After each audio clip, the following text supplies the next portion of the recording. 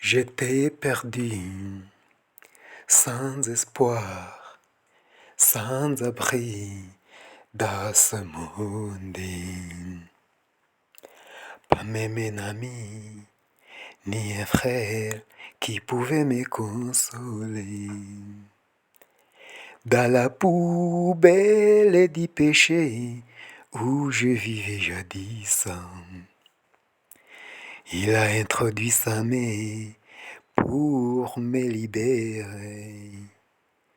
Depuis que Jésus s'est révélé dans ma vie, moi j'ai l'espoir de la vie après ma mort. Je t'oublierai jamais dans ma vie. Je t'oublierai jamais pour dans ma vie. Sans toi, Jésus, ma vie n'a pas de sens. Je t'oublierai jamais pour dans ma vie. Ndabasuhuje mu izina ry'umwami wacu Yezu Kristu, nitwa Jean Damascene Uwamahoro, ndubatse mfite abana batatu, maze imyaka irenga 50 ndi umuyoboke w'idini Gatolika. Nkaba ndi umuvugabutumwa wo ku isaha ya nyuma, nkunda Yezu Kristu. Iki ni ikiganiro cya kane nkoze, uyu munsi turi tariki 12 z'ukwa gatandatu 2024. Mbere y'uko dutangira iki kiganiro kigufi kirimo n'ubuhamya, mureke tubanze twiragize Imana. Uwiteka Mana ihoraho, Mana ikomeye, wowe waremye ijuru n'isi, ibiboneka n'ibitaboneka, ngushimiye urukundo n'impuhwe utugirira, ngushimiye uyu mwanya umpaye ngo nze kuvuga ubuhamya bw'ibyawe. Muri iki kiganiro nshishikishije ikirogoye aho yaturuka hose mu izina rya Yezu Kristu w'i Nazareti. Yezu mwiza, ni wowe wampamagaye muri uyu murimo kandi wambwiye ko nzakiza benshi. None rero ndakwinginze ngo wohereze roho wawe kuri buri wese ukuri iki kiganiro, maze kigere aho kimuvana kandi kigere n'aho kimugeza. Niko nsenze kandi nizeye, amen. Ikiganiro cy'uyu munsi gifite titire igira iti uko nahuye na Yezu yambaye ipantaro y'ikoboyi n'inkweto za supurese ariko sinamumenya. Usomye cyangwa wumvise titire y'iki kiganiro ushobora gukeka ko ari urwenya ndimo gutera, cyangwa ukaba wakeka ko ari ikinyoma nka kimwe cya Semuhanuka, nyamara ni ukuri, ni ibintu byabayeho. Buriya kandi kirazira kikazererezwa ku muntu wese uvuga izina ry'Imana mu busa cyangwa mu binyoma kugira ngo abantu bakunde baseke muri za komedi. Burya ni ibintu biba bizagushyira mu rubanza, ariko abantu benshi uba ubona basa n'aho batabizi. Hari ku cyumweru tariki ya 8 z'ukwezi kwa gatanu 2022 saa 3 za mu gitondo, ndi muri siporo. Ubwo haburaga nka metero 200 ngo ngere iwanjye, umumotari wari uhetse umugenzi habuze gato ngo agonge umusore wari imbere yanjye ho nka metero 30. Njye nari muri siporo nirukanka mu nzira y'abanyamaguru iriya y'amapave nyine, naho uwo musore we yagendaga mu muhanda muri kaburimbo kandi yambariye ingofero mu maso, mbese nka kumwe ushobora kwambara ingofero noneho ukayimanura cyane ugasa n'uhisha mu maso. Ntekereza ko ari niyo mpamvu yatumye atabona moto yari imuturutse imbere, akaba ariyo mpamvu moto yari igiye kumugonga. Nabonye ko umumotari bimurakaje cyane, kubera ko nubwo moto yiruka ku muvuduko munini, yamaze guhusha uwo musore agenda areba inyuma yitegereza uwo musore wari ugiye kumuteza impanuka, mbese nk'aho yagarutse ngo amumerere nabi amutonganye. Noneho kubera ko njye nari maze kubona ibibaye, nageze kuri wa musore ndamubwira nti ye musore va muri kaburimbo, dore gendera mu nzira y'abanyamaguru, dore moto yari ikugonze. Ubwo noneho nawe yahise ava muri kaburimbo agendera ku mapave mu kahanda k'abanyamaguru, nikomereza nigira iwanjye nyine. Nubwo uwo musore yari yambaye imyenda ifuze neza, ndabyibuka yari yambaye ipantaro y'ikoboyi n'ijaketi bisa, n'agatisheti gafuze neza n'inkweto za supuresi, byose ubona ko ari bya caguwa. kandi yagendaga ku ntambwe ya gisore ubona yihuta nyine, ariko bitari cyane, ariko ahantu yarimo agendera muri kaburimbo n'ukuntu yari yashyize ingofero mu maso byatumye mukeka nk'umuntu waba wanyoye nko ku rumogi, ku buryo nubwo namusabaga kuva muri kaburimbo nabimubwiye nigengesereye cyane. Icyantunguye rero ni uko nagiye kwinjira iwanjye numva wa musore arampamagaye ngo ye wa mugabo we, nkebutse mubona mu maso, noneho arongera amanura ya ngofero ahisha mu maso ku buryo ibyo yambwiye byose ntabwo namurebaga neza mu maso. Nubwo ntakunda gutinya cyane, uwo musore akimpamagara nkabona ni umwe nari maze kugira inama, nahise ntekereza ko agiye kumpora ko mugira inama, kubera ko nyine hari abantu benshi badakunda kugirwa inama bakaba bakumerera nabi igihe wihaye kubagira inama. Ariko namaze kubona amaso ye uko yarebaga n'ukuntu yahise amanura ingofero mu maso agahisha mu maso, nahise numva ngize ubwoba ku buryo mu isegonda imwe gusa nibajije ibibazo n'ibisubizo birenga nka 50, nibaza niba nakwirukira mu gipangu nkareka kumva ibyo ampamagariye, kubera ko amaso ye yarebaga, ukuntu amaso ye yarebaga nyine yari ateye ubwoba pe. Amaso ye yasaga umutuku nk'ayo Yohani yabonye mu byahishuwe umutwe wa mbere umurongo wa 14, kandi arebana igitsure kidasanzwe, nibaza niba yaba yanyoye urumogi, numva biranyobeye nyine. Nanone nibaza ukuntu angezeho ngereranije n'intera nari musizeho ndi muri siporo, noneho nkabona ko mbese atakabaye angeraho, ku buryo nabonye ko habayemo ikintu kimeze nko kuguruka, bituma mbona ko nubwo nakwirukira mu gipangu kumucika bitari buze gushoboka. Uwo musore mu bintu yambwiye rero yarantangaje cyane ku buryo numvise rwose ntaye muri Ocean de Confusion, cyangwa mu bibazo byinshi by'urujijo ntabonera ibisubizo, niba ariko nasobanura Ocean de Confusion mu kinyarwanda. Mu mvugo urimo igitsure yarambwiye ngo harya wa mugabo we urambwiye ngo moto yari ingonze, ahita ambwira ibintu nsanzwe nzi ku burinzi Imana yankoreye kandi ntigeze mbwira umuntu uwo ari we wese, ku buryo yendenza kuba hari abandi bantu nabibwiye, nashobora kuba nakeka ko uwo musore nawe yaba yarabimenye kubera ko yageze aho abyumva. Arangije ibyo ambwira no kubihiga ubuzima bwanjye, kandi nabyo nari nsanzwe mbizi kubera ko Imana yari yarabimpayeho amakuru.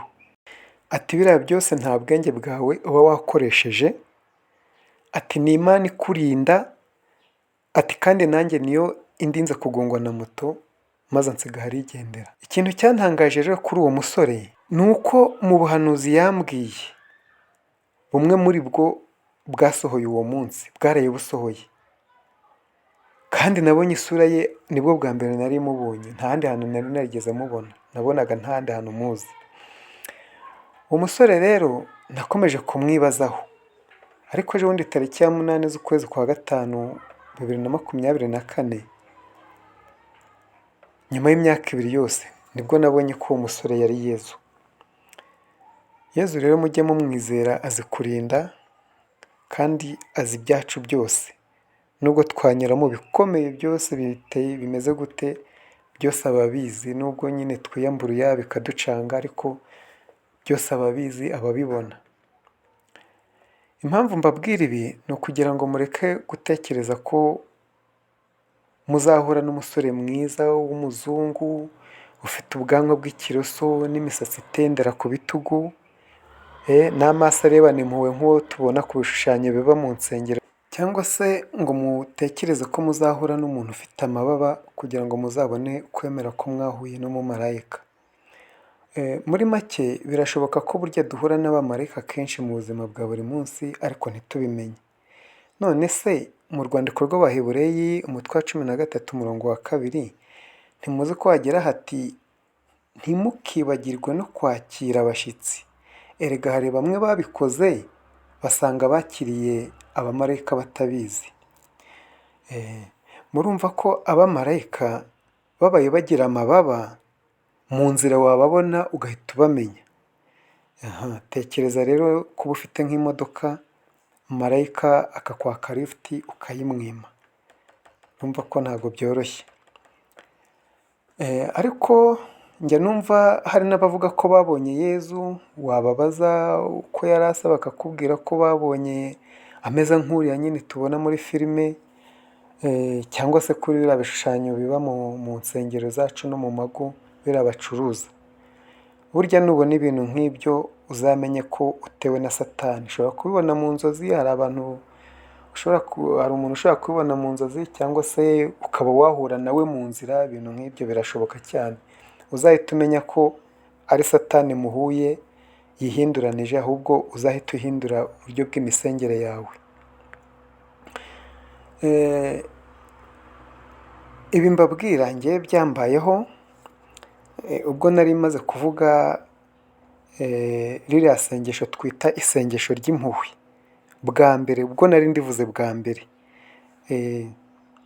Nagiye kubona mbona kiriya twita akana Yezu n'amaso, atari ukuvuga ngo ni inzozi, atari ukuvuga ngo nabibonye mu iyerekwa. Oya, nabibonye n'amaso rwose, ndeba ndahumbya nkavuga se naba nibeshya, ni ibintu bibaho. Ubwo nyine nahise nicinya icyara ngira ngo ndabonekewe, nyamara ni Satani burya ibidushyashyenga. Ntekereza ko nzashaka umwanya uhagije wo kubikoraho ikiganiro cyihariye. Niba atari urwenya, nanone numvise bavuga ko muri uku kwezi kwa kane k'uyu mwaka 2024 ngo hari ababonye Yezu mu kirere cy'umujyi wa Kigali. Niba ari byo koko, mumenye ko Satani ifite amayeri menshi yo gukora ibimenyetso n'ibitangaza byo kuyobya abantu kugira ngo bazarimbuke. Ibyo ushobora kubibona ahantu henshi muri Bibiliya. Urugero nko mu rwandiko rwa kabiri rw'Abanyatesaloniki umutwe wa 2 umurongo wa 9, cyangwa se mu Banyakorinti umutwe wa 11 umurongo wa 14. Murumva ko nitutagira umwete wo kumenya udukoryo Satani ajya dukorera, ewana nta kabuza natwe azatuyongoza nk'uko yayongobeje abandi. Muri iki kiganiro rero mureke mbaho ubuhamya butoya nk'uko nabigiye Yezuho umuhigo.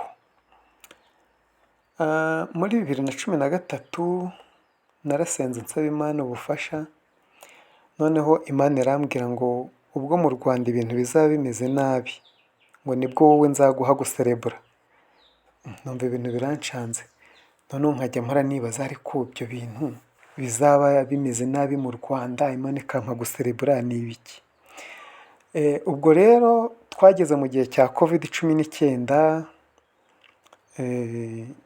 ngira ngo twese tuzi hano mu Rwanda ukuntu ingamba zo kuyirwanya zari zikaze ugereranyije n'ibihugu bidukikije. Bihuza nyine na cya kindi ngo ubwo mu Rwanda ibintu bizaba bimeze nabi. COVID-19 buriya yateye nari mvuye hanze gushaka udukoresho two kwifashisha mu gufungura aka business, ku buryo rwose nta n'igiceri cy'atanu nari nsigaranye kuri konti. Noneho kubera ko business ya hafi ya zose zari zifunze, ngira ngo murabizi, nta hantu nshobora no gukura n'udufaranga. Ubwo byabaga ngombwa ko ngurisha bimwe muri bya bikoresho kugira ngo mu rugo tubashe kurya. Ariko Imana yo ikomera ku cyo yabwiye umuntu, Imana yo gahora ku ngoma, yampaye manu ku buryo rwose nk'uko yari yabinsezeranyije naratunguye ndaserebura.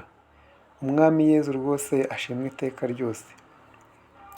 Rwose niba nawe wemera ko uko Imana yari iri ejo akaba ariko iri uyu munsi, ukaba wemera ko n'ejo ariko izaba imeze itazahinduka, rwose emera ko no mu bubiko bwayo igufitiye manu nko kuyo yahaye Abayisiraheli.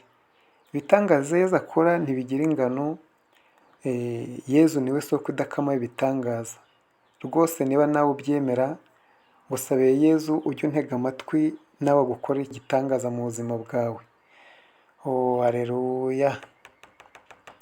Hanyuma sinasoza iki kiganiro ntongeye kugira icyo mvuga kuri Bikira Mariya. ujye ubwira abantu igihe cyose habaye amabonekerwa ati bana banjye ntimukangeho impaka. Ibi bigatuma abantu bamwiyambaza batazi ko Bikira Mariya uriya rwose ari umudayimoni kabombo, kubera ko nta n'umwe ujya ugira umwete wo gusobanukirwa ngo ashobore gutandukanya Mariya nyina wa Yezu na Bikira Mariya. Donc yafashe abantu abumvisha ko nta mpamvu yo kumwibazaho byinshi, bityo iyo ubajije abamwiyambaza bose ibyo bashingiraho kugira ngo bamwiyambaze, kubera ko nta makuru yo muri Bibiliya baba bashingiyeho, bahita bakubwira bati umubyeyi wacu Bikira Mariya yaratubujije ngo ntitukamugeho impaka. Nyamara mu rwandiko rwa Petero rwa mbere umutwe wa 3 umurongo wa 15 hagira hati muhore mwiteguye guha igisubizo umuntu wese uzagira icyo ababaza ku byerekeye ukwizera kwanyu. Ubwo rero guhita ukwepa ngo yaratubujije, icyo ntabwo ari igisubizo umuntu aba atanze. Uba ukwiye gushaka igisubizo kiri konvenka, ku buryo wa muntu nawe koko avuga ati twizera Bikira Mariya dushingiye aha n'aha. Impamvu rero Bikira Mariya atubuza ngo ntitujye tumujyaho impaka, burya nta yindi, abagira ngo muri izo mpaka hatagira umuntu uzana Bibiliya mukabivugaho noneho bikarangira imigambi mibisha ya Bikira Mariya imenyekanye. Burya Bikira Mariya ari muri Bibiliya ahantu henshi, ariko atavuga ku izina rya Bikira Mariya, ahubwo bamuvuga nk'umwamikazi wo mu kirere, umugabekazi wo mu majyepfo n'ibindi. Igihe cyose muzajya musoma Bibiliya mukabona ahantu bavuga umwamikazi, umugabekazi, aho hantu mujye muhatinda muhasome neza muhumve. Kandi Bibiliya isobanura ko ari we uzatuburanya akadutsinda. Urugero mwareba muri Luka umutwe wa 11 umurongo wa 31. Ukuntu ruzarivuna nyamara akazahindukira akaburanya abantu bose bayivuga, bikwiye gutuma tugira umwete wo kumenya impamvu 5 zatumye Bikira Mariya aza kuri iyi si.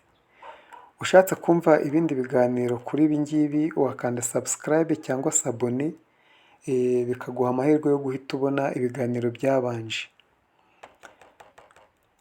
Mureke dusoze dusenga rero, kandi mwakoze gukurikira iki kiganiro. Ndagushimiye cyane uhoraho Mana yacu kuba wemeye kubana natwe muri iki kiganiro. Ngushimiye kandi umwete wampaye wo kumenya ibyawe, kandi Yezu umwanya maze mvuga ibyawe ndakwinginze ngo ntube umwanya w'imfabusa. Nsabiye kandi umugisha abazagira umwete wo gukwiza ubu butumwa muri bagenzi babo. Ni mu izina ry'Umwami wacu Yezu Kristo nsenze kandi nizeye, amen.